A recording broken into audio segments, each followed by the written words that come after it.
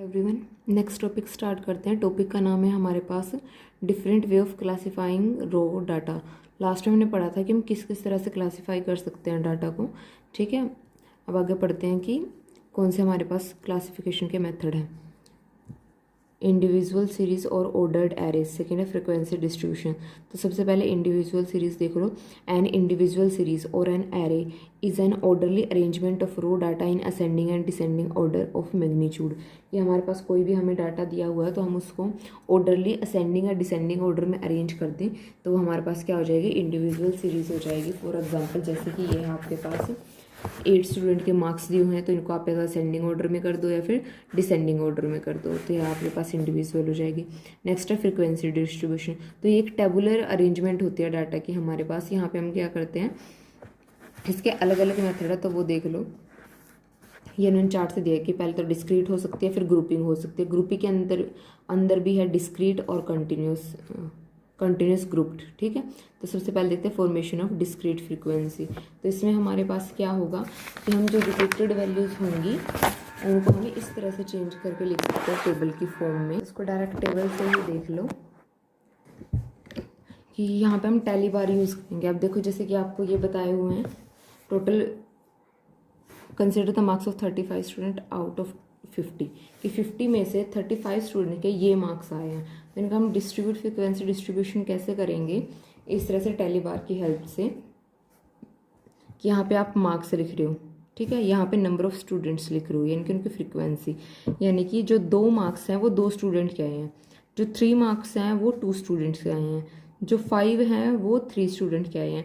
और यहाँ पे जो फ्रिक्वेंसी होगी आप उसको टैली बार की फॉर्म में भी यहाँ पे रिप्रेजेंट करोगे। मान लो 2 है, 3 है, 4 है, तो उसके लिए आप उतने ही ये यहाँ पे ऐसे लाइन लगाओगे। ठीक है, और अगर आपके हो जाते हैं 4 से ज़्यादा, जैसे ही 5 आया तो आप 4 लाइन लगा के कट करोगे। ठीक है, अगर मान लो आ गया 6 तो ये इसका मीनिंग है आपके पास 5, तो आप 5 के बाद एक और लाइन लगाओगे, फिर 6 के लिए एक और, मतलब 6 के लिए एक और लाइन, 7 के लिए एक और, ऐसे अगर 10 आ जाए तो 2 बार यही वाला साइन बनेगा हमारे पास कि 4 ऐसे लाइन लगा के वर्टिकल, फिर उनको कट कर दो। ठीक है, तो आप इस तरह से लाइन लगाओगे। नेक्स्ट है ग्रुप डिस्ट्रीब्यूशन। ग्रुप डिस्ट्रीब्यूशन क्या है कि आप इस तरह से इंटरवल बना सकते हो वहाँ पे। तो इंटरवल से क्या हो जाएगा कि 1 to 5 के बीच में कितनों के मार्क्स हैं। ठीक है, वो स्टूडेंट 6 to 10 के बीच में कितनों के मार्क्स है वो आप यहाँ से काउंट कर लोगे कि कितने स्टूडेंट हैं जिनके मार्क्स 6 to 10 के बीच में लाई कर रहे हैं, तो आप वो फ्रिक्वेंसी यहाँ पे लिखोगे। तो इस तरह से आप उसके टैली मार्क्स भी लिख दोगे। ठीक है, लेकिन यहाँ पे होगा क्या, एक और चीज़ जो नोटेबल है कि जैसे हम 1 to 5 चले तो नेक्स्ट वाला नंबर 6 से स्टार्ट होगा। ठीक है, अब यहाँ पे 10 तक चल रहे हैं, 5 का मार्जिन लेके चल रहे हैं, 6 to 10 गए हैं तो नेक्स्ट 11 से स्टार्ट होगा, फिर 11 to 15 होगा। तो यानी कि जो इसको आप जो ये नंबर है ना फर्स्ट वाला, इसको आप बोलोगे लोअर लिमिट, इसको आप बोलोगे अपर लिमिट। तो जो नेक्स्ट वाले की लोअर लिमिट है वो इससे एक डिजिट आगे स्टार्ट होगी। लेकिन जो अभी हम नेक्स्ट वाला करेंगे, ये देखो कंटिन्यूअस ग्रुप फ्रीक्वेंसी डिस्ट्रीब्यूशन, इसमें क्या है, अब कंटिन्यूअस लिखा है तो नाम से ही हो रहा है, पता लग रहा है कि जहाँ पे पहला खत्म हो रहा है ना वहीं से अगला स्टार्ट हो रहा है, यानी कि जो पहले वाले की अपर लिमिट है वो नेक्स्ट वाले की लोअर लिमिट है। ठीक है, बाकी ये सब सेम एज इट इज़ रहेगा, सिर्फ यहाँ लिखने के फॉर्म में चेंज होगी। नेक्स्ट जो है हमारे पास कुछ इंपॉर्टेंट टर्म्स, गेन के सिर्फ फॉर्मूलाज देख लेना कि अगर आपको क्लास इंटरवल और क्लास लिमिट देखनी है तो आपको क्या करना है, upper limit minus lower limit, यानी कि maximum value minus minimum value, और यहाँ पे आप क्या करोगे, साइज ऑफ इंटरवल। और अगर आपको निकालना है मैग्नीट्यूड तो मैग्नीट्यूड क्या होगा, upper limit minus lower limit. Next है क्लास मार्क्स या फिर मिड पॉइंट या फिर मिड वैल्यू, तो वो कैसे करोगे, lower limit plus upper limit by में 2। नेक्स्ट है क्लास फ्रीक्वेंसी, अगर आपको फ्रीक्वेंसी निकालनी है तो आप क्या करोगे, the number of observation corresponding to a particular class is called frequency of that class. कि मान लो 0 से 10 के बीच में अगर हमें फ्रीक्वेंसी देखनी है तो यानी कि इसके बीच में टोटल कितने बच्चों के मार्क्स हैं वो काउंट कर लो, तो वहाँ की फ्रीक्वेंसी हो जाएगी। नेक्स्ट है क्यूमुलेटिव फ्रीक्वेंसी, तो ये किसके लिए है, corresponding to a class is the sum of all frequency up to and including that class, कि वहाँ तक की सारी इंक्लूडिंग फ्रिक्वेंसी का अगर आप सम कर लो। ठीक है, नेक्स्ट हमारे पास type of frequency series. Frequency series कैसी रहेगी, एक्सक्लूसिव, इंक्लूसिव, सिंपल, यानी कि नॉन क्यूमुलेटिव, क्यूमुलेटिव और ओपन एंडेड। तो ये टेबल से ही समझ लेना, बस इसमें समझने का ही काम है। एक्सक्लूसिव सीरीज क्या होगी कि जहाँ पे हमारे पास, जहाँ पे पहले वाले की अपर लिमिट है वहीं से नेक्स्ट वाले की लोअर लिमिट बन रही हो, ठीक है, तो वो हमारे पास क्या हो जाएगी, एक्सक्लूसिव। अब इंक्लूसिव में क्या होगा, इंक्लूसिव में होगा जहाँ ये पहले वाले की अपर लिमिट खत्म हो रही है उससे नेक्स्ट वाले पे इसकी लोअर लिमिट स्टार्ट हो रही है, वहाँ पे इसी नंबर से हो रही थी, इसमें नेक्स्ट वाले से होगी। नेक्स्ट इन्होंने बताया कि आप ये इंक्लूसिव को एक्सक्लूसिव में चेंज कैसे कर सकते हो। तो इसको चेंज करने का क्या मेथड है कि पहले वाले की तो अपर लिमिट, दूसरे वाले की लोअर लिमिट, इनका डिफरेंस निकाल लो, ठीक है। डिफरेंस कितना है 1, अब इसका हाफ कर दो, 1 का हाफ कितना होगा 0.5। अब 0.5 को इस वाली में, अपर लिमिट वाली में तो प्लस करते जाओ, लोअर लिमिट से माइनस करते जाओ, ठीक है। अपर लिमिट में तो क्या करना है प्लस करना है, लोअर लिमिट से क्या करना है माइनस करना है। अब 0.5 इधर तो ऐड करते जाओ, इधर माइनस करते जाओ, तो आपके पास ये सीरीज आ जाएगी, ठीक है।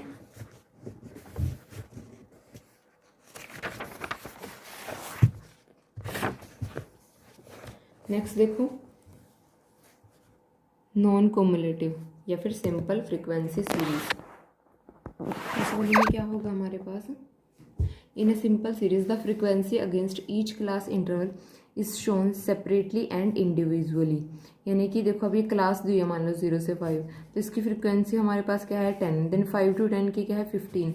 लेकिन इसी के अपोजिट जो क्युमुलेटिव फ्रीक्वेंसी होगी उसमें क्या होगा हमारे पास टोटल या फिर हमें एग्रीगेटेड फ्रीक्वेंसी मिलेगी। अब जैसे देखो यहाँ पे रेंज क्या है, जो हमारे पास वैल्यू दी हुई है वो है 0 to 5, नेक्स्ट है 0 to 10, ठीक है। तो यहाँ पे अब पिछले वाली का एडिशन हो गया, जैसे अब यहाँ देखो 0 to 5 में 10 थे, 0 to 5 में 10 है, नेक्स्ट 5 to 10 में 15 थे, अब रेंज दी हुई है हमें 0 to 10, तो 0 to 10 में तो टोटल हो जाएगा ना दोनों का, तो वो टोटल दिया हुआ है 25। तो यहाँ पे हमें एग्रीगेटेड या फिर पिछले की टोटल वैल्यू मिलेगी। ऐसे अब 0 to 15, अब स्टार्टिंग से 15 तक टोटल कितने हैं 10 to 15 25 है, उससे ऊपर 15 देन 10, तो टोटल कितने हो गए 50। ऐसे आगे वालों में एडिशन होता जाएगा। Next conversion of simple frequency into cumulative frequency. तो सिंपल फ्रीक्वेंसी को अगर हमें चेंज करना हो क्युमुलेटिव फ्रीक्वेंसी में, तो हम दो तरह से कर सकते हैं कि जैसे हमारे पास सिंपल फ्रीक्वेंसी टेबल है तो दो तरह से कर सकते हैं हम इसको, less than cumulative, more than cumulative. तो लेस देन में क्या करना है कि लेस देन 5 कितने हैं हमारे पास, अब लेस देन 5 यहाँ से कंपेयर कर लो, लेस देन 5 मतलब 0 to 5 वो कितने हैं 10। नेक्स्ट हम बना रहे हैं लेस देन 10, तो लेस देन 10 5 to 10 वाले भी लेस देन 10 है और 0 to 5 वाले भी लेस देन 10 है, तो दोनों का क्या कर दो सम, जैसा मैंने अभी यहाँ पे बताया था। ऐसे लेस देन 15 कितने होंगे, ये भी लेस देन 15 है, ये भी लेस देन 15 है, तो सारे का क्या कर दो सम, ठीक है। ऐसे than less than 20, than less than 25, ये थी लेस देन। अब है मोर देन, अब मोर देन में हम लोअर लिमिट उठाएंगे, लेस देन में हमने अपर वाली लिमिट उठाई थी, अब हम लोअर वाली उठाएंगे क्योंकि हमें मोर देन बनाना है। तो मोर देन 0, मोर देन 0 में जरा ध्यान से समझो, ये सारे आएंगे 0 से बड़े, ये सारे हैं, तो सभी के सभी को ऐड करोगे, ठीक है। उसके बाद नेक्स्ट लोअर लिमिट क्या है 5, मोर देन 5। अब मोर देन 5 में ये नहीं आएगा सिर्फ फर्स्ट वाला, बाकी तो सारे मोर देन 5 है, तो बाकी 4 ऐड हो जाएंगे। अब है मोर देन 10, मोर देन 10 में ये ऊपर वाले 2 नहीं आएंगे, नीचे वाले 3 ऐड हो जाएंगे, ठीक है। यहाँ पे भी देख सकते हो यही किया हुआ है, ठीक है। पहले में 5 ऐड हुए, फिर 4 ऐड हुए, फिर 3, फिर 2, और मोर देन 20 में सिर्फ एक ही सेट था हमारे पास 20। नेक्स्ट है हमारे पास conversion of cumulative into simple frequency. तो उसमें क्या है, बिलो 10 हमारे पास 15 है, तो 0 to 10 कितने हो गए 15। बिलो 20 अगर हमारे पास 20 है यहाँ पे फ्रीक्वेंसी, तो हमारे पास 10 to 20 अगर हम देखें तो बिलो 10 वाली हटा दो यहाँ से, ठीक है। बिलो 20 का मतलब 0 से लेके, अगर हम बिलो 20 कह रहे हैं दिस मीन्स 0 से 20 तक के सारे, लेकिन हमें अभी क्या चाहिए 10 to 20, तो इससे क्या करेंगे माइनस कर देंगे 0 to 10 वाली फ्रीक्वेंसी को, तो वही यहाँ पे कर रहे हैं, ठीक है। अब चाहिए यहाँ पे है बिलो 30, नेक्स्ट हमारा 20 to 30, 20 to 30 में बिलो 20 माइनस हो जाएंगे, तो बिलो 20 कितने हैं 20। अब ये ध्यान रखना बिलो 20 में बिलो 10 भी आ रहे हैं, तो बिलो 10 को अलग से माइनस मत करना वहां पे जाके, क्योंकि आप लोग क्या करोगे कि हम बिलो क्या चाहिए, हमें 20 to 30 चाहिए, तो हम क्या करेंगे कि बिलो 20 वाले ये ऊपर सारा माइनस करना है। नहीं जी, ये माइनस नहीं करना है। यहाँ पे है ये हमारे पास 60 बिलो 30 में, इसका मतलब क्या है कि 0 से 30, बिलो 20 का मतलब 0 to 20, तो जब 0 to 20 से 0 to 30 से 0 to 20 वाला माइनस कर दिया तो कितना बचा, 20 to 30 वाला बचा, तो 60 से क्या माइनस होगा, सिर्फ 20 माइनस होगा। ठीक है, तो वो क्या आ जाएगा 40। ऐसे ही अब बिलो 40 दिया हुआ है, हमें चाहिए 30 to 40, तो यानी कि बिलो 30 वाला माइनस कर दो, क्योंकि बिलो 30 का मतलब ये ऊपर वाले सारे पोर्शन को कवर कर रहा है। ठीक है, ऐसे ही 50 से, तो ये बनेगा आपके पास।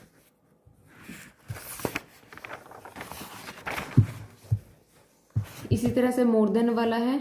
अब मोर देन वाले में क्या है, 0 to 5 चाहिए, 0 to 5 चाहिए, तो मोर देन 5 वाले, मोर देन 5 कितने हैं, 90, तो 100 माइनस 90 होगा। ये अलग से मत करना, क्योंकि मोर देन 5 मोर देन 10 को ऑलरेडी इंक्लूड कर रहा है, मोर देन 15 ऑलरेडी इंक्लूड हो रहा है। ठीक है, अगर मैं आपको कह दूं कि मेरे पास कितने 20 से ज़्यादा रुपए हैं, ठीक है, 20 से ज़्यादा रुपए हैं मेरे पास, तो इसका मतलब क्या है कि वो 50, 100, 150, 200, उसमें सारी पॉसिबिलिटीज आ गई जितने 20 से अबव है।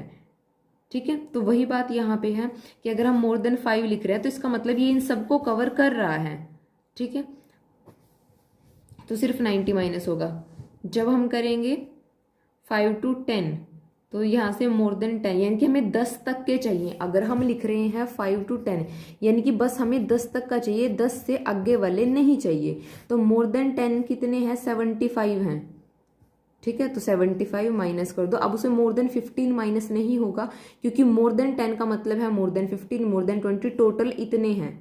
उसमें से फिर हमने निकाल के लिखा कि मोर देन 15 सिर्फ इतने हैं, मोर देन 20 सिर्फ इतने ही हैं। ठीक है, तो सिर्फ वही सेट माइनस होगा। नेक्स्ट है open ended series. Open ended series का मतलब क्या है कि जिसकी हमें लोअर लिमिट और अपर लिमिट ना दी हुई हो, जैसे कि यहाँ पे लिखा हुआ है लेस देन 5, 25 एंड अबव, तो लेस देन 5 में बहुत सारी पॉसिबिलिटी है, 25 एंड अबव भी कहीं तक भी जा सकता है।